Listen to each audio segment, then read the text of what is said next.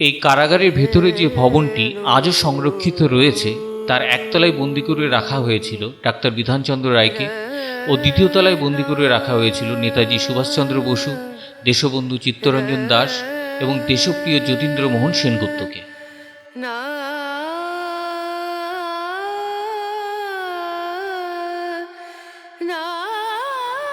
Doctor Bidhanchandra রায় sell. তিনি 1930 সালের 5ই September থেকে 1931 সালের 16ই জানুয়ারি পর্যন্ত অর্থাৎ প্রায় 4 মাস 11 দিন এখানে কারাবন্দী ছিলেন। চলুন দ্বিতীয় তলায় যাওয়া যাক।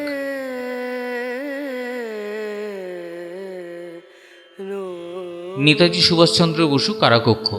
তিনি 1930 সালের 23শে জানুয়ারি থেকে 23শে সেপ্টেম্বর পর্যন্ত অর্থাৎ ঠিক 8 মাস আলিপুর কারাগারে বন্দী ছিলেন।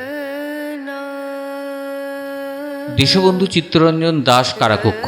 তিনি 1922 সালের 14ই ফেব্রুয়ারি থেকে 9 আগস্ট পর্যন্ত অর্থাৎ প্রায় 5 মাস 26 দিন এই কারাগারে কাটিয়েছিলেন। দেশপ্রিয় যতীন্দ্রমোহন সেনগুপ্ত সেল।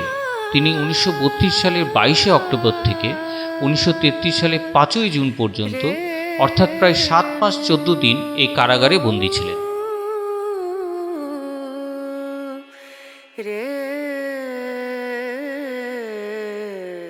দেখুন সামনে দেশবন্ধু চিত্তরঞ্জন দাসের পূর্ণাবয়ব মূর্তি।